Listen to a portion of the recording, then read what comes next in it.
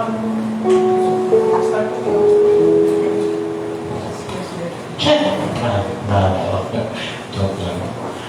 gabi, good evening sa tanan. So,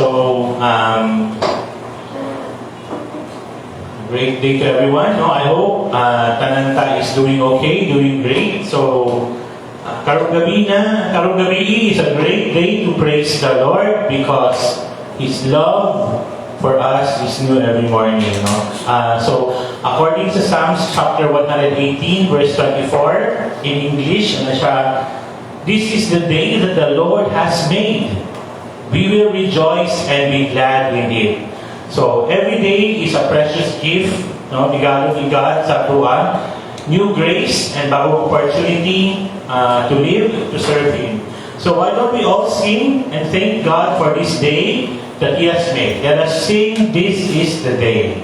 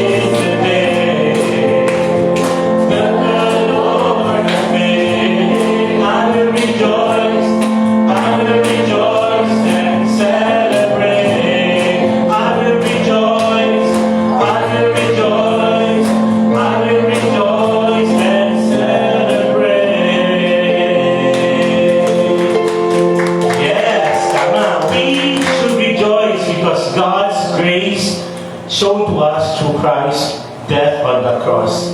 So after 3 days, Jesus rose from the dead and He is now our Master. So I hope may serving God be a joy to us. So let's sing our next song, "Worthy is the Lamb."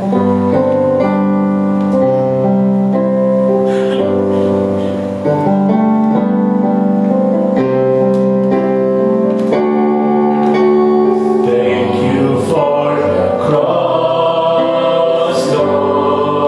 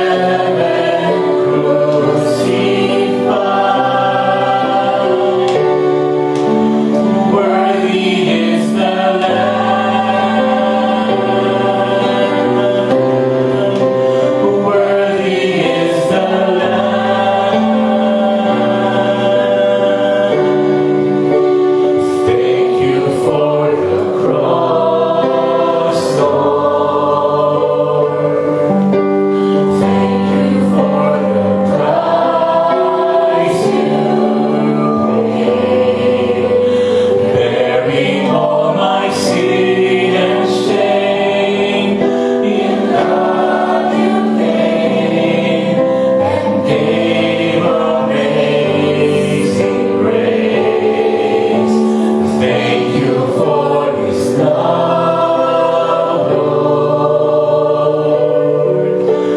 Thank you for the nail-pierced hands.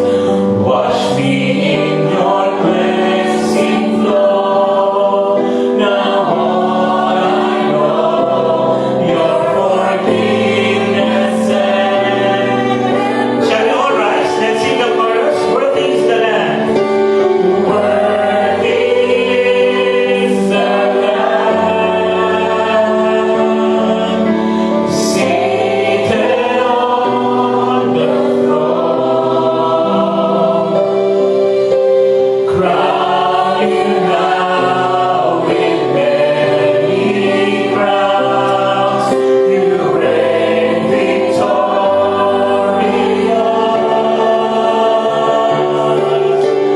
High and lifted up, Jesus, Son of God, entering of heaven crucified. Worthy is the Lamb. Worthy is the Lamb.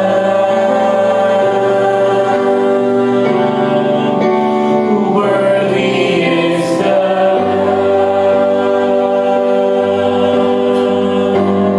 You sat down. You sat down at the right hand of the Father in majesty. You sat down at the right hand of the Father in majesty. You are crowned Lord of all. You are faithful and righteous and true. You're my master. You're my owner. And I love serving you. You sat down at the right hand of the Father in majesty. You sat down at the right hand of the Father in majesty. You are crowned Lord of all.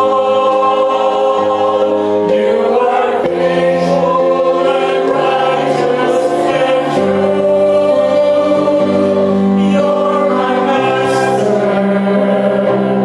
You're my owner. And I love serving you. You are crowned Lord of all. You are crowned Lord of all. You are faithful and righteous and true. You're my master. You're my owner. And I love serving you. Let's pray. Lord, we thank you, our Master, Lord Jesus, because you sacrificed your life to save us from the penalty of sin. Lord, may you allow us to honor you by walking in your ways and live a life that needs and pleases you so that people may know you and accept your love. In Jesus' name we pray. Amen. Please be seated. Let us sing our last song. Ever let it be.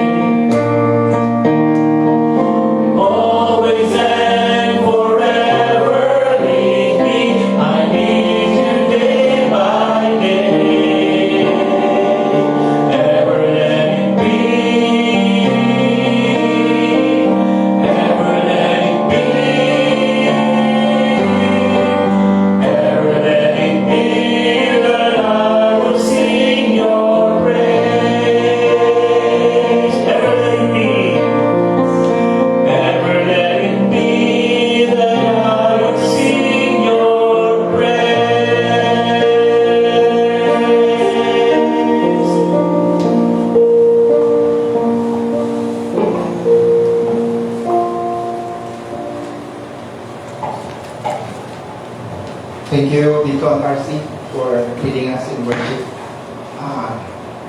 Ngayong gabi, atong tanan, and it's really, I'm really grateful na natin opportunity once again to come together to be fed with the Word of God. And murag sunod-sunod na iba. Every time na kumani ko, naibag ko ba?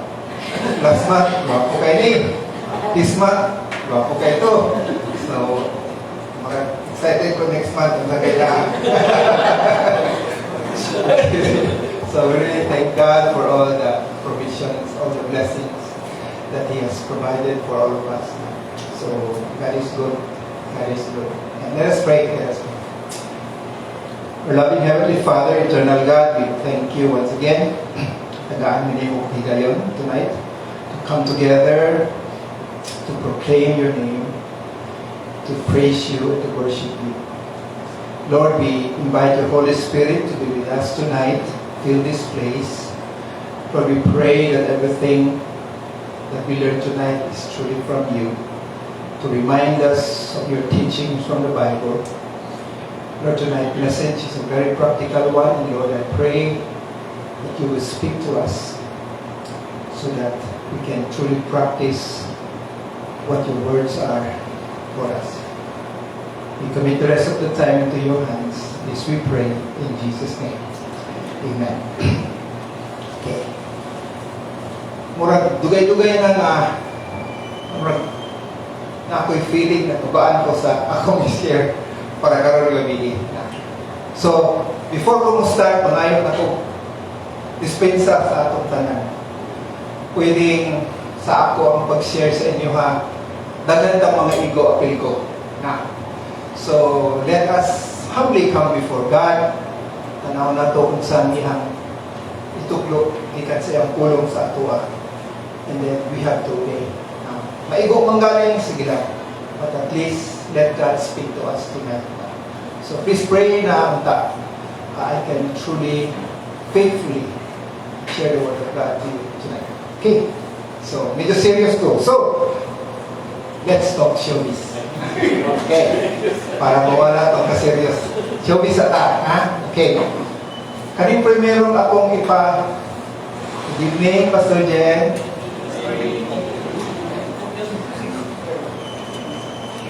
Kaning primero akong question para ni sa mga young one sa panatan. Ha? Tanawa akong kuha ba ninyo? Okay.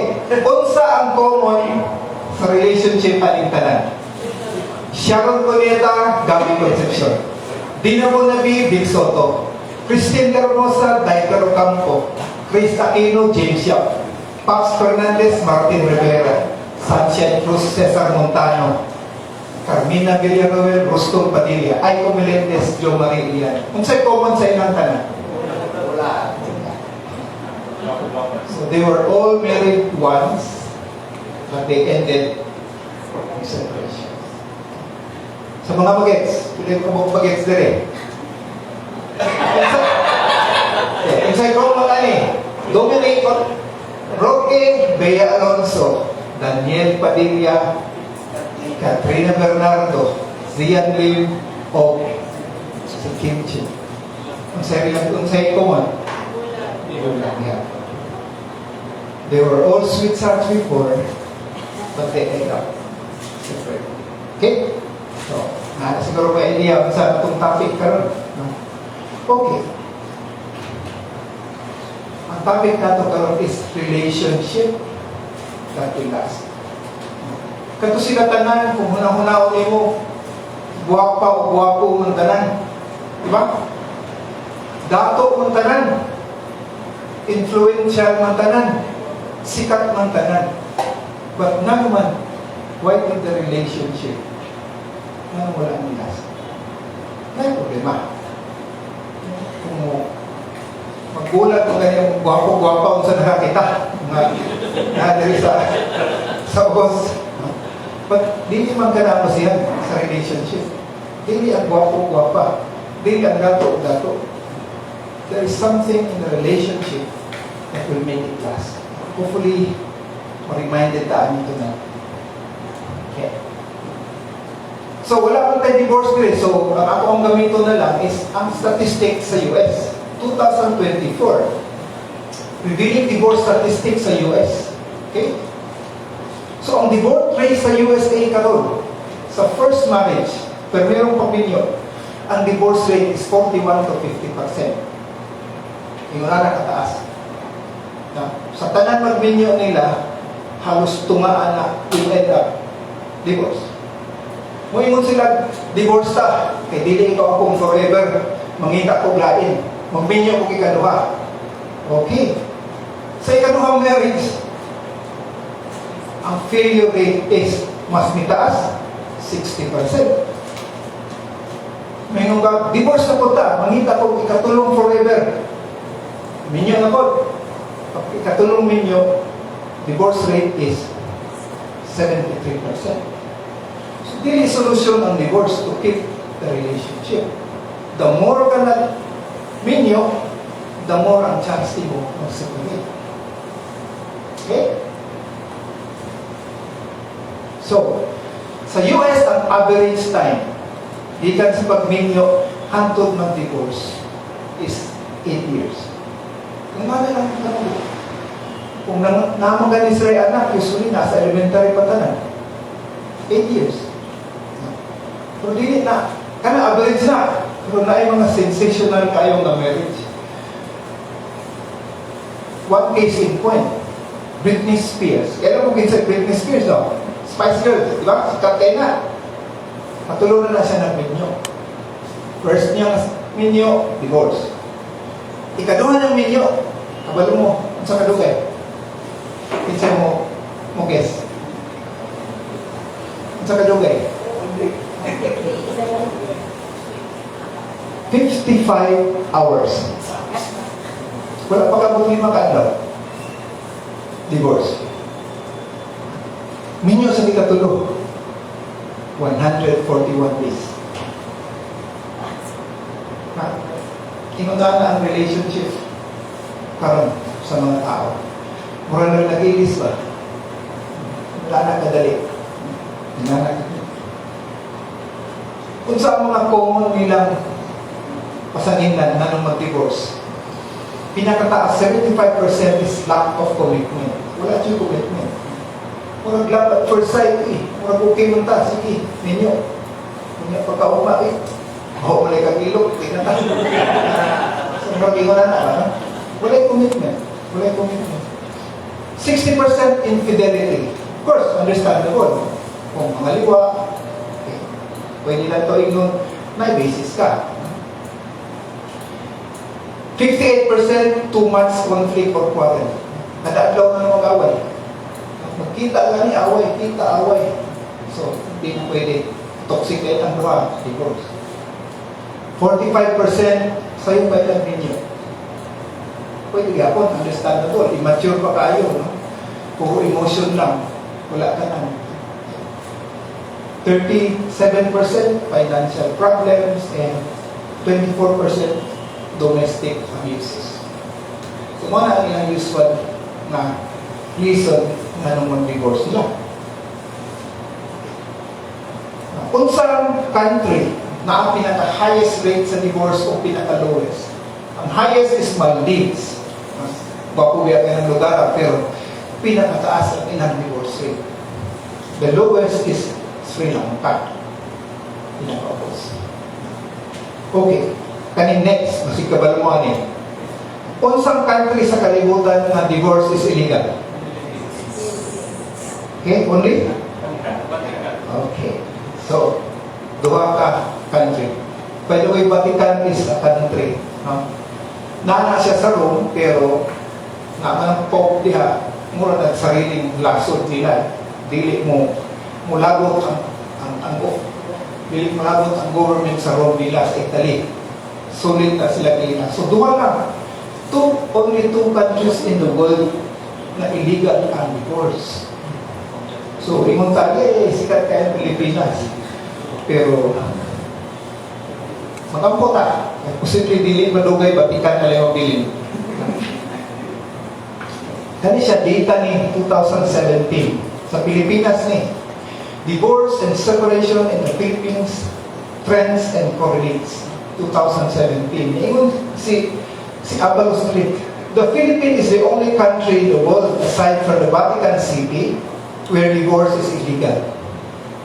Despite the lack of divorce law in the country, the high cost of obtaining annulment, mahal kayo mag-annul rin sa Pilipinas.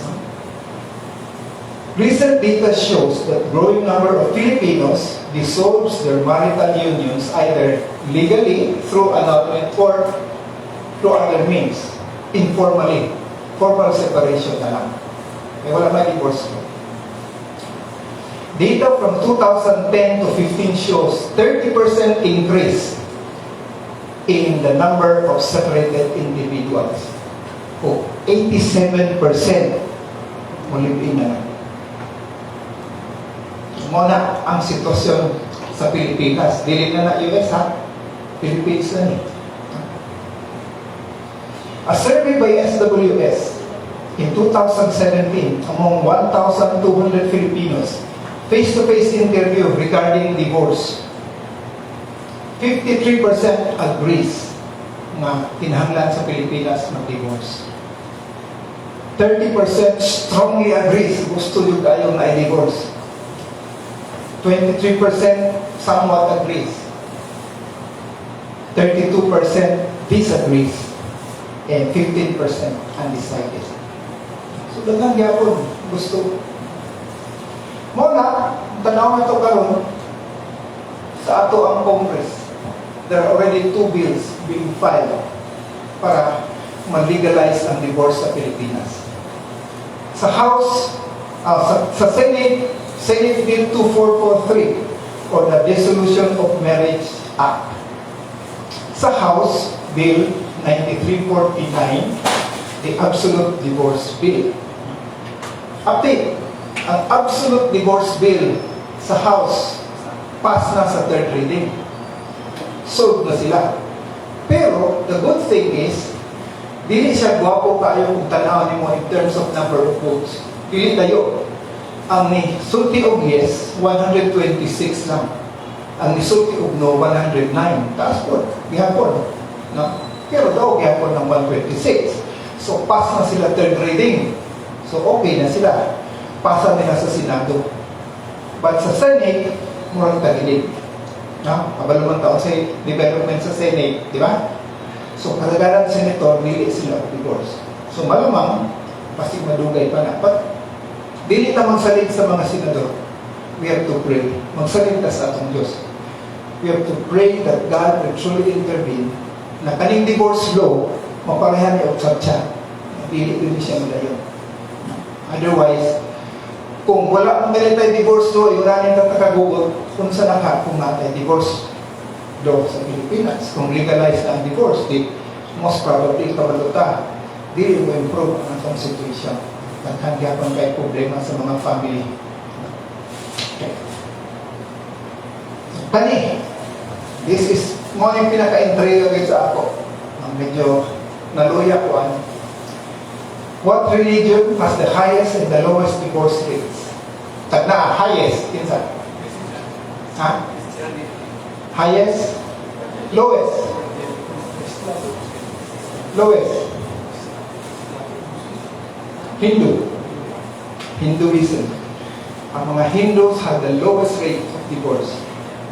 60% married, 5% lang ilang divorce. Ang highest, ito ba? Christianity. Okay. Dili lang Christianity.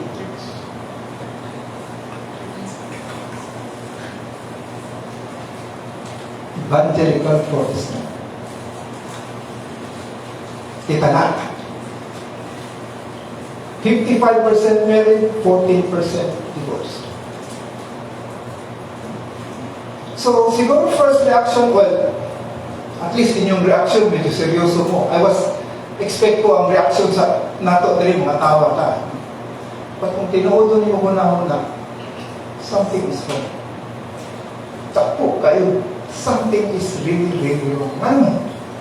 Kasagaran kita kaya, sa mga hampog ta na, how kita sa Bible? Usog kayo tamanaway o uban, ang tamo ko may balang Bible ha? Kami, adlaw-adlaw may basa, adlaw-adlaw may devotion, sige may memorize scripture. Asa man ang application sa scripture? Manong kita mong gihapon ng pinakataas ng divorce. Kung kabalo ka kung sa gisulti sa scripture, you would know. Dili gusto ang Diyos ng divorce. Muna atong topic karon para dili ka ng divorce. Okay, may forever pa ka. Naku ba kayo forever? Let us see. Ephesians 5:22-33. Let the scripture teach us kung nako ba. Review ta, 1-20. Unsay sulti ni Paul. Ephesians 5:1-20. Siguro review na ni sa ato ang message last week. Verse 1 ingon si Paul, imitate God because you are sons of God. Imitate God. Verse 2 it says, live a life of love like Christ. Verse 6, obey God. Verse 8, live as people of light. Verse 10, carefully please the Lord. Verse 15, don't live like fools, but live wisely. Verse 18, be filled with the Holy Spirit. Verse 19, worship God with songs in your hearts. And verse 20, be thankful to God in the name of Jesus. Tanaw niyo mo yung verses direktanan. Kung sa ginasulti ni Paul. Fundamental yun ang foundation yun sa relationship sa magtiayon. First is your relationship with God. Intimate relationship with God. Ang horizontal, tanan. Imitate God, live a life like Christ, obey God, kanang yun relationship nato sa Ginoo. Kung dili maayo atong relationship sa Ginoo, takpo kayong chance, dili po maayo atong relationship sa tao. So in marriage, kanang yun ang first, fundamental yun na. That's why ngayon ng Bible, do not be equally yoked with unbelievers.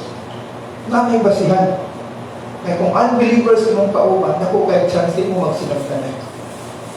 But if you're married to a believer, especially kung kamong duha, ang inyong relationship with God is intimate, chances are wala may problema sa inyong relationship. Na-be forever. So, first yun foremost, ang atong relationship sa Diyos. That's why sa 10 Commandments, sa 10 kabuok, the first 4 is about our relationship to God. Ang number 5 to number 10 na ang relationship nato sa laing tao. Una yun ang Diyos. That's why the first commandment is love the Lord your God with all your heart, with all your soul, with all your mind. Una yun ang Diyos. Okay? So let that sink in. Mawagin na ang foundation sa maayong relasyon. Ang relasyon nato sa Diyos. Okay? Mga nang i-review ni Paul. And then, sa 21, ningon siya, ikambyo siya. So, ningon siya inyong relationship sa Diyos, ngunani. Further, mauna ni inyong relationship with one another. Submit to one another in reverence to Christ. So, i-plan sa yun ni Paul maayo. Unahon din ninyo inyong relationship sa Diyos. Then, mauna inyong pag-relate with one another. Karong gabi ang atong passage is very specific. Kanang one another is between husband and wife. Dili ni between Christian to lain Christian, but it's between the wife and the husband. Kinsa may husband na diri, raise your hands. Okay. Kinsa may wife na diri, please raise your hands. Okay. So, naiuban diri, future husband, future wife. So, kaning message para ni sa atong tanan. Okay. So, when Paul said, and further, submit to one another out of reverence to Christ, mo na ning vertical relationship. Tao o tao. As I've said, karong gabi atong message is between husband and wife. So, sa 22, nisugod si Paul, and he says, for wives, para sa mga misis, this means submit to your husband as to the Lord. For the husband is the head of his wife, as Christ is the head of the church. He is the Savior of his body, the church. As the church submits to Christ, so your wives should submit to your husband in everything. For husbands, this means love your wives, just as Christ loved the church. He gave up his life for her to make her holy and clean, washed by the cleansing of God's word. He did this to present her to himself as glorious church without any other blemish. Instead, she will be holy and without fault. In the same way, husbands ought to love their wives as they love their own bodies. For a man who loves his wife shows love for himself. No one hates his own body, but feeds and cares for it, just as Christ cares for the church. And we are members of his body. The scripture says, a man leaves his father and mother and joined to his wife, and the two are united as one. This is a great mystery.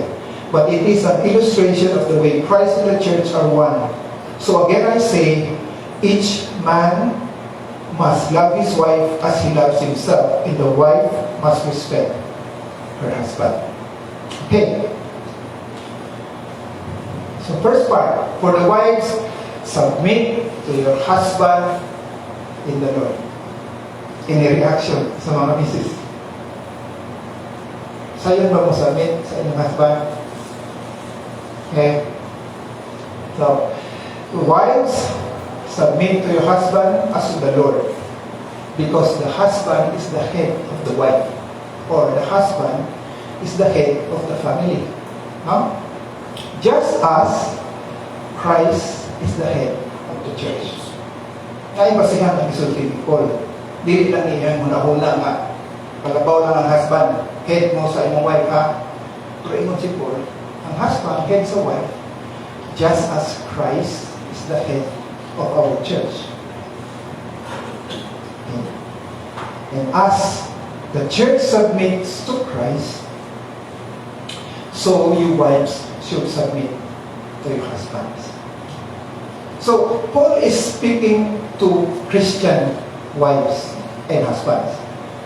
Dili na ito ni dalit gamiton bisan minsa lang nga wife. Di ko musugot. No? Dahil, ako pa mong kaya saya. Na ako may under saya. So, di ko na siya musugot na siya na yung submit. Kaya na may kasubmit sa iya. But, Paul is talking to Christian wives and Christian husbands. So, Christian wives should submit to your husband as the church submits to your wife. Katong Mother's Day, usa sa slide ni Pastor Sammy, kanin akong hulamon. Naingon siya, husband as the head of the wife, na siya biblical basis.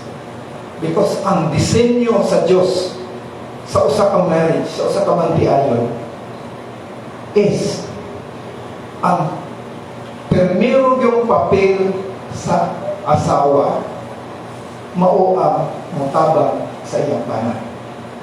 Now, ang primary role sa wife is to help, is to be the helpmate of the husband. Asa man sa Bible nagsulti. Genesis chapter 2 verse 18. Gihimo sa Diyos si Adam, solo lang si Adam. Nakita sa Diyos, mga magkulang. And God said, it is not good for a man to be alone. Dili maayo kung ang lalaki siya lang mag-isa. Muhimo ko o katimbang or mutabang niya, masakto yun para niya. I will make him a helpmate who is just right for him. So, ang Diyos ang nag-design na dili tao. So, si Eve gikan kay Adam. No? So, si Eve gikan kay Adam. Okay? So, woman came from man. But the first man did not come from a woman. Kitang tanan, gikan man ka sa atong mama, gikan man ka sa babae. Pero si Adam, wala na siya gikan ng babae. Eh, si Adam, diretso man nabihimo sa Diyos. So, siya become head. Man is the head of the wife. That is biblical. 1 Corinthians 13:3 says, but there is one thing I want you to know. The head of every man is Christ. And the head of every woman is man. And the head of Christ is man. So, established na yun na biblically, mga misis, na ang ato yung husband, ang head na to. Dili yung baliktad. Dili ang wife ang head sa husband. Dili ang wife ang head sa pamilya. Husband yun. Kaya mo ang design sa Ginoo. That's why, ni Paul, the wife should submit to the headship and authority of her husband. For the husband is the head of the wife as Christ is the head of the church. Christ is the head of the church. Christ is also the head of the church, which is His body. Siya ang beginning. He is the supreme over all, who rises from the dead, so He is the first in everything. So, kani siya nga verse establishes kung kinsa si Jesus Christ. He has all the authority and the headship. Kaya siya ang pinaka-beginning, siya ang pinaka-supreme sa tanan, siya ang pinaka-una sa tanan. So, siya yun ang authority. So, tagaan idea ni Paul, kung ingon ani ang otoridad ni Jesus Christ sa iyang iglesia, ingon ani po ang otoridad sa bana sa iyang asawa. Just as Christ is the head of the church, so is the husband being the head of the wife. Okay? So, if we know that Christ is the head of the church, how do we submit to Christ? Of course, we submit obediently. Kaya mo man sulti sa Biblia. Si Jesucristo man yun ang ulo sa tanan. So, obedient ka ang tanan. We submit. The church, meaning to say the body of Christ, submit to Christ obediently. We submit to Christ willingly. Eh, kailangan takin sa siya. He is the supreme over all. He is the beginning. He is the end. He is the first. So, willingly we submit. And we also submit confidently. Eh, kailangan takin sa siya. He is the King of Kings and the Lord of Lords. By problema, we submit. And we submit wholeheartedly.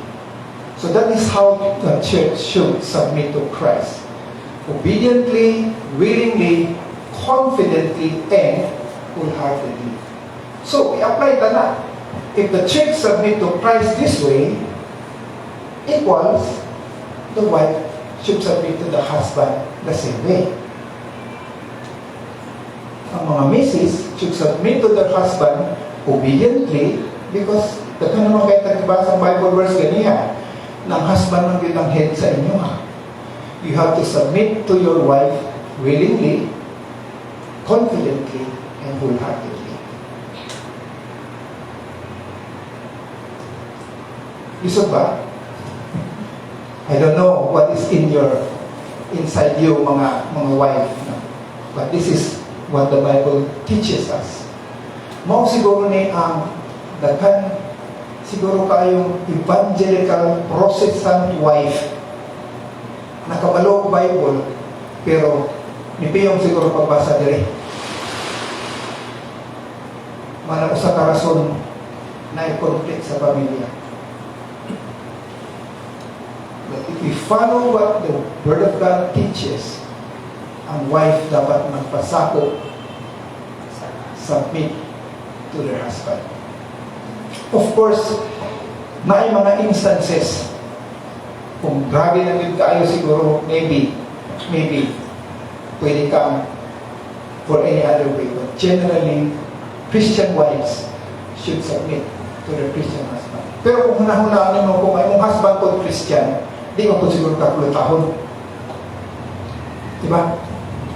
No, true Christian husband na dapat yun sa asawa. So dapat wala na ng magbulat na kayo mo kung ikulata. Wala na. So why submit to your husband? Balik-balikon na to. At least pag makabalog yung mga naagin sa Bible, dili lang istorya na to. In the same way, you wives must accept the authority of your husband. Accept the authority of your husband. Then even if some refuse to obey good news, your godly lives will speak to them without any words. There will be won over. 1 Peter 3:5. This is how the holy women of old made themselves beautiful. They put their trust in God and accept the authority of their husbands.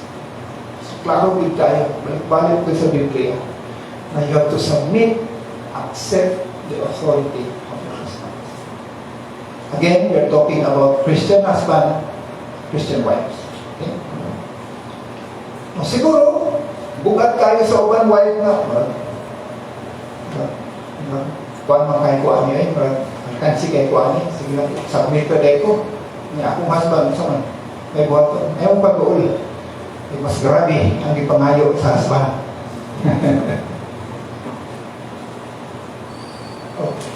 Mao niya akong nahuna-hunaan. When a wife submits to the headship and authority of her husband, dili na siya sign of weakness. Dili na siya sign of inferiority. It is a testament of her obedient service to the Lord. Kung submit mo mga misis sa inyong mister, dili na pasagot na weak mo, dili na pasagot na inferior mo. Pasagutan, that is a testament that you are a truly obedient daughter of God. Kaya mamaya yung gusto, mamaya yung pagbubot ko, then you submit obediently, submit confidently, willingly, and wholeheartedly.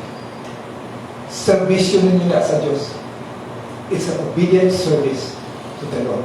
That's why ingon nato ganiha sa 1 Timothy 4:22, wives, submit to your husband as to the Lord. Para na sa Diyos.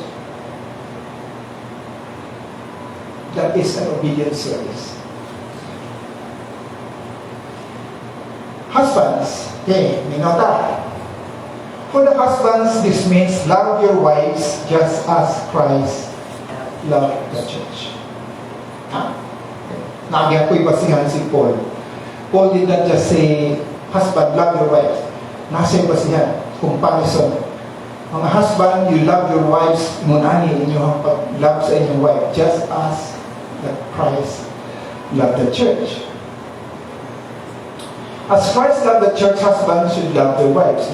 Ingon diri sa Colossians 3:19, husbands, love your wives and never treat them harshly. Never treat them harshly. 1 Peter 3:7, in the same way your husband must give honor to your wives, treat your wives with understanding as you live together. She may be the weaker than you are in terms of physical. Ang physical weaker ang babae, but she is your equal partner in God's gift of new life. So in the eyes of God, equal ta, man and woman. Treat her as you should, so your prayers will not be hindered.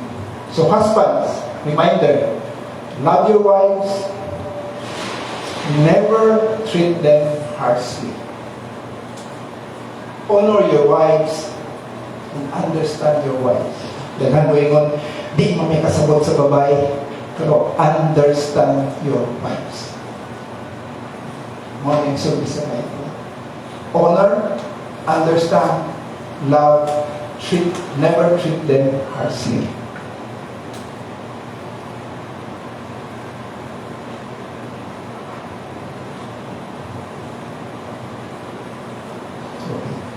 Dili gipakita ni Paul kung giunsa pagbantay ni Kristo sa iglesia.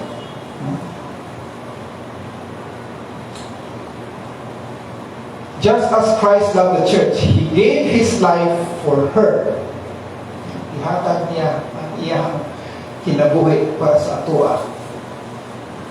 To make her holy and clean, washed by the cleansing of God's Word.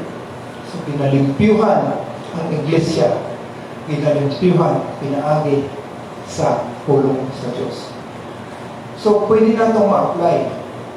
Husband, dili lang love your wives. Husband should be sacrificial with ang pagtrato sa inyong misis. Just like Christ sacrificed His life for the church. Kinahanglan atong love is sacrificial. And ingon siya direct cleansing by the word of God. So, pasabot husband should be dapat man priest of the household. Kamong kita man, husband supposedly ang spiritual priest sa atong balay. Kita'y dadala sa spiritual atmosphere. We teach our children, much more our wives. By God's word, cleanse through God's word. So, kinahanglan ang pag-care mo sa imong misis, dili lang physical, dili lang material, kung dili hasta spiritual. Yung i-care mo misis spiritually, cleansing her all over again, just like Christ cleansing the church to make it holy and clean. na without blemish. Ingon ana pa-precious dapat ang pag-amuma sa usa ka husband sa ilahang wives. This is how Christ loved the church. He laid down His life for His friends. Before we were all sinners, God sent His Son, our Lord Jesus Christ, to die for us. Ephesians 5:2, He loved us and offered Himself as sacrifice for us, a pleasing aroma to God. So, ingon aning kapinangga sa Diyos ang Iglesia. So, mausad, mga husband, ingon ani po ang pagpangga, pag-amuma, pag-understand, pagsabot, o pagtagad, paghatag o tagad sa inyong mga misis. So how should husbands love their wives? Just as Christ loved the church. Husbands should be willing to sacrifice and protect their wives in everything and at all times. Mamaning sa tigihipon ni Jesus Christ para sa ato. He sacrificed Himself. He gave His all for us. Husbands should prioritize the well-being of their wives. Mausa ni si Kristo, prioritize din niya ang simbahan. Mausa na dapat buhaton nato mga mister sa atong mga misis. Husbands should care for their wives as much as he cares for himself. Basa nato ganiha. Ang husband, as they love their own, they should love their wives as much as they love their own selves. And husband must love their wives as he loves himself. So, tanaw nimo ang solusyon sa lasting relationship. Dili man siya komplikado. Dili man siya komplikado. Lisod lang kayo siya. Sundon. Diba? Yan ang tamang problema sa ato ang application. It's not complicated. Husband, love your wives. Wives, submit to your husband. Ano naman ta? Pero between the lines, diha ka mang problema. Daghan kayo ng issues. Daghan kayo ng issues. So, if a husband is able to do to his wife as what Christ did for the church, that is to love, to care, to sacrifice, to honor, and to understand her, then no wife will find it hard to submit to the authority and headship of her husband. Diba?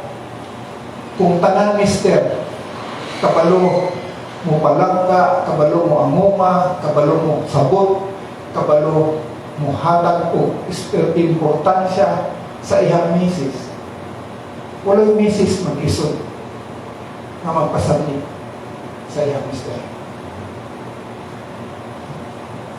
So,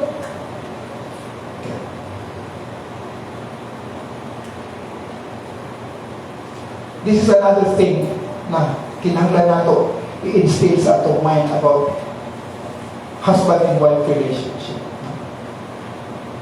Niingon sa Genesis 2:24, a man leaves his father and mother and joined to his wife, and the two are united as one. So kung magminyo na ta, biyaan na nato atong ginikanan. Because ang husband and wife, instead of two, becomes one. So at that point, mas importante na sa imo ang imong asawa o imong bana kaysa imong ginikanan. Of course, dili imong nabiyaan na gindi mo imong ginikanan, pero ang imong priority, imuha na yung husband or imong wife. O, reminder, since they are no longer two but one, let no one split apart what God has joined together. So, kung unsay i-join sa Diyos in holy matrimony, dapat dili na mag-separate. So, that is biblical. So, napabay forever? Of course, na.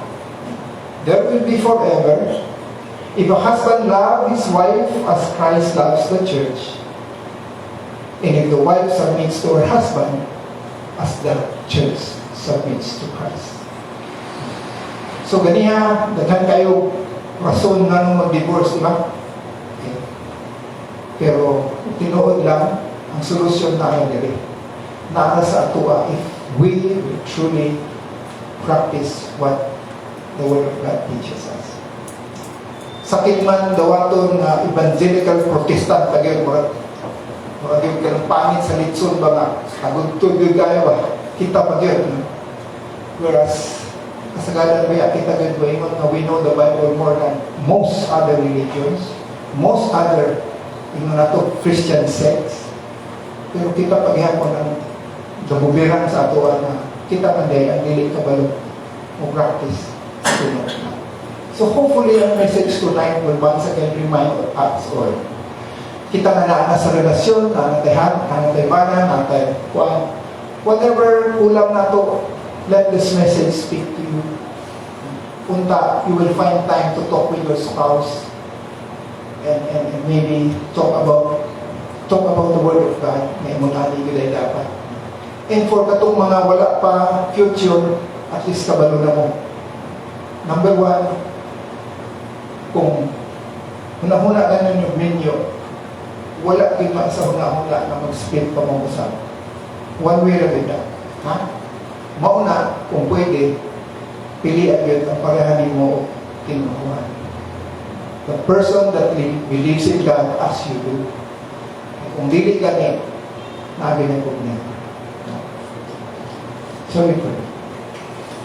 Heavenly Father, Lord, we admit sa relation na mo sa among mga husbands or wives, daghan gyud kayo mga problema, daghan kayo issues. But actually, Lord, your word teaches us very basic foundation. That is to make sure na as husband and wives, our relationship with you should come first. Kinahanglan na ang intimate relationship with God so that we can follow on and have an intimate relationship with our spouses. And may the lesson tonight that we have learned remind us, as husbands, we should love our wives as the Lord loves the church. And as wives, we should humbly submit to our husbands as the church submits to Christ. This we pray in Jesus' name. Amen. Thank you.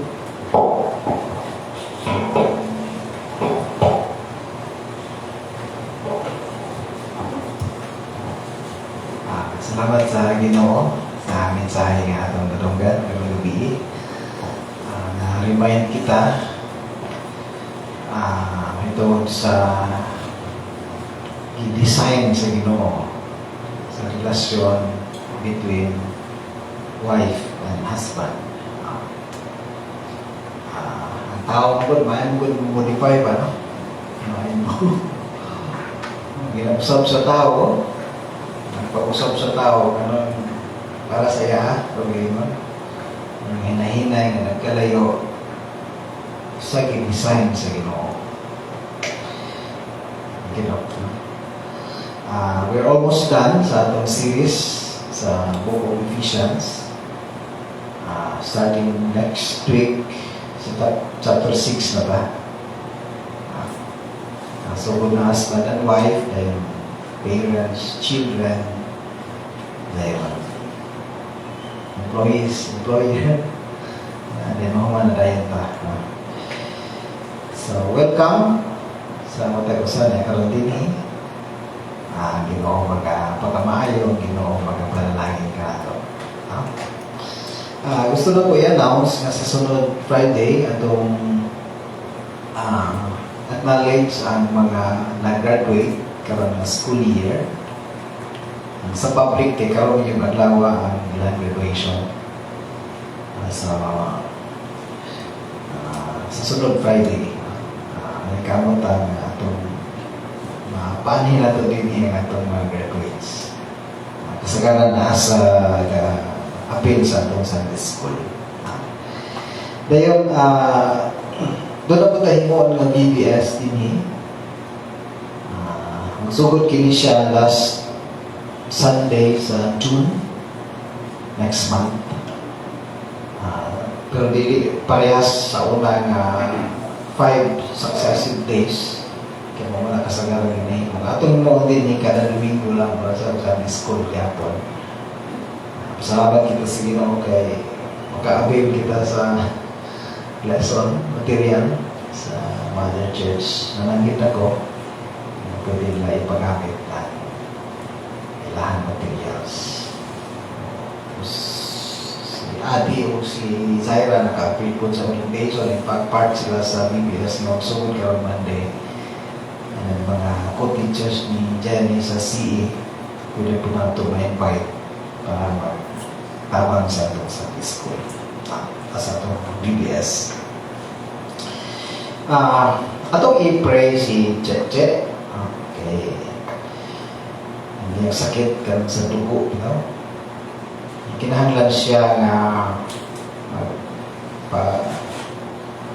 blood transfusion kada semana. Kada semana 2 to 3 bags na dugo. Kaya kung dili siya tubilan ng dugo, magluya siya. Dali ka makasimba siya din kay muspad siya luya. Musaka siya niya, kapuyo na siya. So, huwag seryoso ang situation ng Cheche, di ba? Para sa nawag ko sa kahapon to, ang sa SPMC.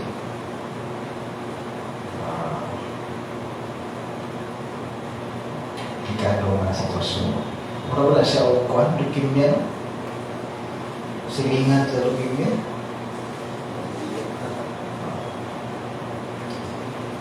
So, kinahanglan siya sa atong pag-ampo. Okay, so, napapoy kuhan, karang paampuan. Pwede mo ma-share o prayer request. Let's end our worship service by praying for one another. Then a prayer request. Tugang sa ating pagpuan. Sige, atong i-pray si Cheche. Kitang tanan magampo. I-sustain siya sa Ginoo. Sa lisod niya na kahintang. Kailangan siya blood transfusion kada semana. Usahay lisod maghinta o dugo. Ato siya itugyan sa Ginoo. Malampasan niya kining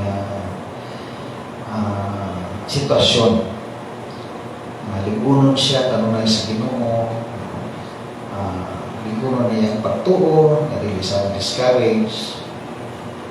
Ang puta na i-sustain siya sa Ginoo. Ang milagro nga pagkahimuon sa Ginoo sa Ginoo. Ipakita na sa Ginoo sa mga sa iyang kaputuan.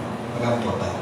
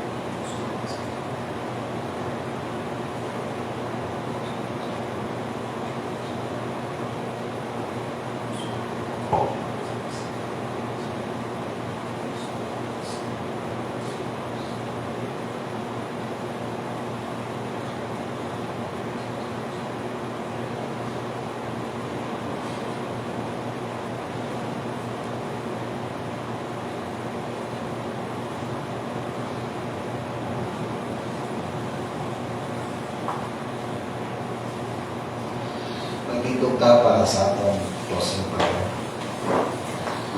Ginoo, padayon namo nga itugyan sa pagampo ang igsuon sa pagtuo si Cheche. Masayod ka Ginoo sa iyahang sitwasyon, sa iyang kahimtang, kung unsa ka lisod Ginoo ang iyang kahimtang physical. Nagkahiusa kami Ginoo karong gabi, we are uniting our hearts, not our minds, sa pagtugyan kaniya sa pag-ampo. I-sustain siya Ginoo, bless siya with strength, dili lang physical strength, kundi emotional strength, above all spiritual strength. In the midst of this situation, Lord, tubo siya sa iyang pagtuo. Ligunon niya ang iyang pagtuo niya kanimo Ginoo. Gani pinaagi niini mas mapaduol pa siya niya kanimo Ginoo. Unsa man nga message na gusto nimo padayag kanya, i-reveal kanya Ginoo. Nagpray mi Lord nga mahibal-an na ni Cheche, klaro sa iya Ginoo, na mong mensahe nga gusto nimo ipabati, ipahayag kanya Ginoo. So Lord, niya kami karong gabi, nagadaig kanimo, nagasimba kanimo, o niapod mi Lord tungod kay doon na kami mga needs, mga kinahanglan, pangayoon niya kanimo. Na kami mga personal needs, mga personal longings, Ginoo sa among kinabuhi. Pero Lord, karong gabi, naghangyo po kami Ginoo, nagpakiluoy kanimo nga i-bless Ginoo si Cheche. Healing, Lord, and kinahanglan. Your sustaining grace be upon her, O Lord. The strength, O Lord, that she needs day by day. Lord, maana kaniya. O tabangi siya Ginoo, nga dili siya ma-discourage, dili siya mag-doubt Ginoo. Gamita kini nga sitwasyon, Lord, na mapaduol pa siya diya kanimo, ma-experience niya Ginoo ang imong presensya sa iyang kinabuhi Ginoo. Lord, we also commit unto you ang among upcoming BBS na pagkahimuon dinhi. Gamita kini nga activity Ginoo nga matudloan namo ang mga bata ay tungod sa imong pulong na pinaagi sa mga pulong nga among matudlo kanila Ginoo. Kini mga bata magiyahan silang pagkinabuhi dinhi sa kalibutan. Dako sila nga dunay kahadlok kanimo Ginoo. Lord, grabe yun ang mga bakak sa kalibutan Ginoo. Muna isa sa mga problema namo sa kalibutan Ginoo.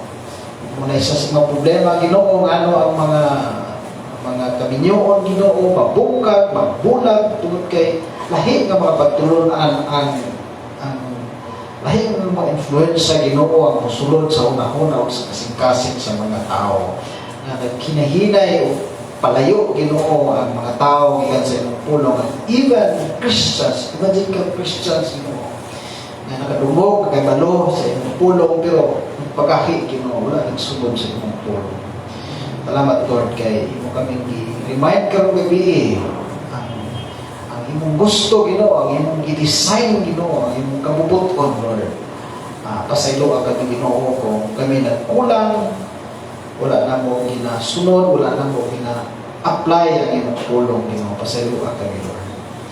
O ang dawaton, ang imong pulong sa among kasing-kasing, ang pagpasalamat, pag-ampo Ginoo nga tabangan nimo kami nga amo di siyang buhaton among i-apply para malipay ka, may maya ka sa among kinabuhi Ginoo. Ubani kami Lord sa among pagtapos karon sa among pagpamahuli.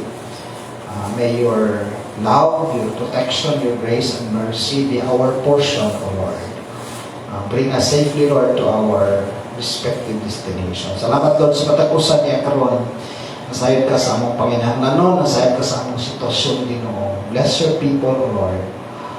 Dismiss us now with your blessing, O Lord. We give you praise, Lord, we give you thanks. And now may the love of God the Father, the grace through our Lord Jesus, fellowship, the presence of the Holy Spirit be with you all, now and forevermore. Amen.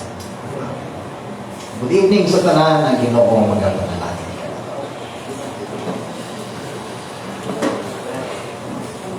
Salamat kita sa Ginoo kay tugnaw na, ha?